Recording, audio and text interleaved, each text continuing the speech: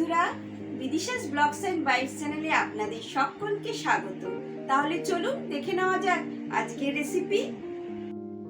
এই দেখুন, আজকে আপনাদের সাথে কাঁচা আমের টকের রেসিপি শেয়ার করব। দেখুন, এই জন্য 3টে কাঁচা আম আমি নিয়ে নিয়েছি। তাহলে চলুন আমটা কেটে নেওয়া যাক। আমি খুব ভালো করে আমগুলো ধুয়ে পরিষ্কার করে নিয়েছি। চলুন তাহলে আমগুলো কেটে নিই। প্রথমে দুটো আমকে আলাদা করে রেখে দিলাম পাশে। একটা আম নিয়ে প্রথমে বোটার দিকটাকে কেটে বাদ দিয়ে দিলাম। এইবার আমের দুদিক থেকে লম্বালম্বি কেটে নিয়ে দুটো পিস বার করে নিচ্ছি। এইবার এক একটা পিস থেকে আমি 3টে করে পিস কেটে নেব। আমি এইভাবে লম্বা লম্বা করে পিস বের করে নিচ্ছি। আমি এখানে খোসা শুদ্ধই আমটা কেটে নিচ্ছি।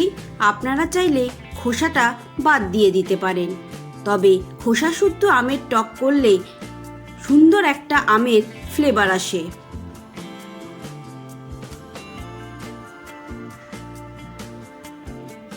এইভাবে আমি লম্বা লম্বা করে পিস করে নিচ্ছি। আপনারা চাইলে আপনাদের মন মতো পিস করে নিতে পারেন।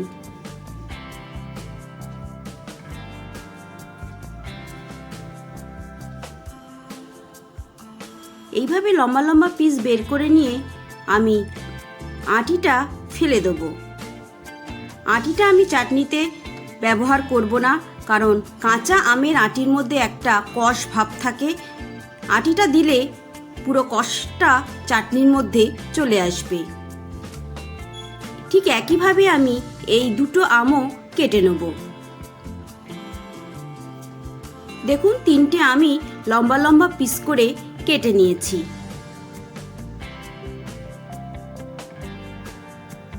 চলুন তাহলে রান্নাঘরের দিকে যাওয়া যাক। প্রথমেই আমি এখানে একটা ভাজা মশলা তৈরি করে নেব। কড়াইতে দিয়ে দিচ্ছি 1.5 চামচ মতো 5 ফোড়ন, আর দেব 1 চামচ মৌরি, 2টো শুকনো লঙ্কা অ্যাড করে দিলাম। এইবার মশলাটা খুব ভালো করে ড্রাই রোস্ট করে নেব। এই সময় গ্যাসের ফ্লেমটা একদমই লোতে রাখবেন, না হলে মশলাটা পুড়ে যেতে পারে, আর মশলা পুড়ে গেলে চাটনির স্বাদ একদমই ভালো আসবে না। দেখুন, মশলা আমাদের ড্রাই রোস্ট করা হয়ে গেছে। এইবার ঠান্ডা করে নিয়ে মিক্সিতে গুঁড়ো করে নেব।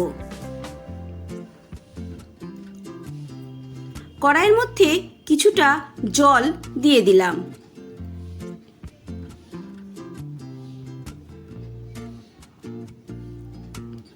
এইবার কেটে রাখা আমগুলো আমি অ্যাড করে দেব। আমগুলোকে আমি 3 থেকে 4 মিনিট হালকা করে ভাপিয়ে নেব। সেদ্ধ করব না, একদমই হালকা করে ভাপিয়ে নেব। 1/2 চামচ মতো নুন অ্যাড করে দিলাম। এইবার ঢাকা দিয়ে 3 মিনিট মতো আমি আমগুলোকে ভাপিয়ে নেব। দেখুন, 3 মিনিট পর ফিরে এসেছি। আমগুলো বেশ ভালো করে ভাপানো হয়ে গেছে। এইবার আমি আমগুলোকে একটা প্লেটে তুলে নেব।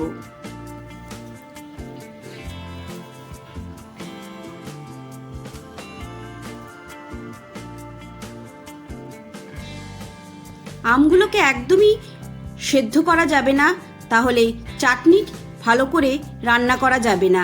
সব আমগুলো একদম গলে যাবে, তাই একদমই হালকা করে ভাপিয়ে নিতে হবে।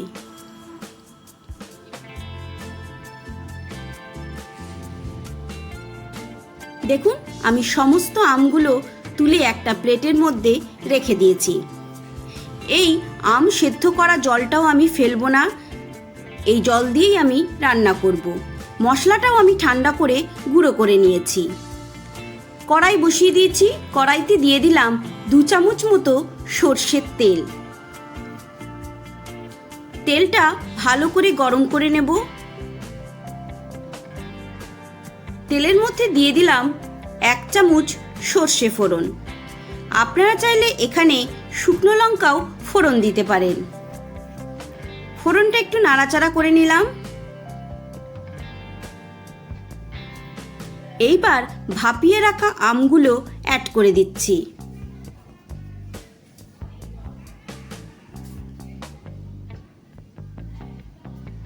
দিয়ে দিচ্ছি 1/2 চামচ হলুদ গুঁড়ো, আর কালারের জন্য দিয়ে দিলাম 1/2 চামচ কাশ্মীরি লঙ্কার গুঁড়ো। এটা একদমই অপশনাল, আপনারা না চাইলে স্কিপ করতে পারেন। দিয়ে দিলাম অল্প একটু নুন। নুনটা একটু বুঝে অ্যাড করতে হবে, কারণ আম ভাপানোর সময়ও নুন ব্যবহার করেছি। এইবার 2 মিনিট মতো আমটা আমি ফ্রাই করে নেব। দেখুন 2 মিনিট ফ্রাই করা হয়ে গেছে। এইবার দিয়ে দেবো 5 চামচ চিনি। আপনারা মিষ্টিটা যেমন খান সেই বুঝে চিনির পরিমাণটা কমিয়ে বাড়িয়ে নিতে পারেন। তাছাড়া আমটা কীরকম টক তার উপরেও মিষ্টিটা অ্যাড করতে পারেন। খুব বেশি আম টক হলে মিষ্টির পরিমাণটা একটু বেশি লাগে। এইবার সেদ্ধ করে রাখা আমের যে জলটা ছিল সেই জলটা আমি অ্যাড করে দিলাম। একটু নাড়াচাড়া করে নিলাম। আরও একটু জলের প্রয়োজন, তাই আমি আরেকটু জল অ্যাড করে দিলাম। এইবার আমগুলোকে আমি এই চিনির শিরার মধ্যে 5 মিনিট ভালো করে ফুটিয়ে নেব, যাতে আমের ভেতরে মিষ্টিটা খুব ভালো করে ঢুকতে পারে। দেখুন ভালো করে ফুটে উঠেছে। এইভাবে আমি 5 মিনিট আমগুলোকে এই চিনির শিরার মধ্যে ফুটিয়ে নেব।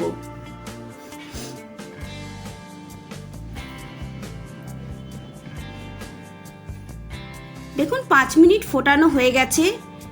ঝোলটাও অনেকটাই শুকিয়ে এসছে।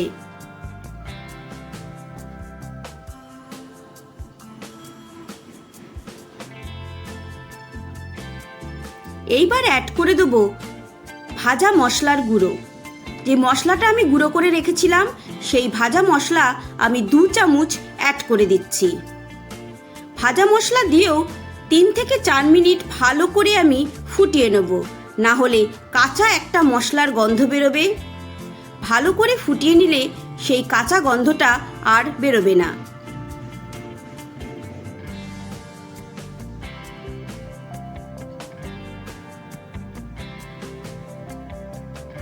ভালো করে মিশিয়ে নিলাম। দেখুন 4 মিনিট হয়ে গেছে, আমি ভালো করে ফুটিয়ে নিয়েছি, আর ঝোলটাও একদম ঘন হয়ে গেছে। দেখুন বন্ধুরা, কাঁচা আমের টক আমাদের একদম রেডি হয়ে গেছে। অবশ্যই বন্ধুরা বাড়িতে এই পদ্ধতিতে একবার আমের টক ট্রাই করবেন, দেখবেন খেতে দুর্দান্ত হয়। এইভাবে টক রান্না করে আপনারা অনেক দিন ফ্রিজে স্টোর করে রেখে দিতে পারবেন। যখন মন চাইবে তখন বের করে পরিবেশন করতে পারবেন। আর এইভাবে টক বানিয়ে নিলে দেখবেন দুপুরের লাঞ্চের শেষ পাত আপনাদের একদম জমে যাবে। তাহলে বন্ধুরা, রেসিপিটা আপনাদের কেমন লাগলো অবশ্যই আমাকে কমেন্ট করে জানাবেন। ভালো লেগে থাকলে একটা লাইক করবেন, বন্ধু ফ্যামিলি মেম্বারদের সাথে শেয়ার করবেন। আবারও আপনাদের সাথে দেখা হবে নতুন রান্নার কোনো রেসিপি নিয়ে।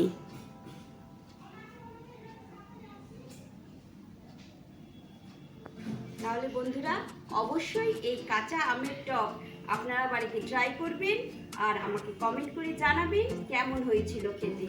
অবশ্যই ট্রাই করবেন, এর স্বাদ একদম বিয়েবাড়ির মতো হয়।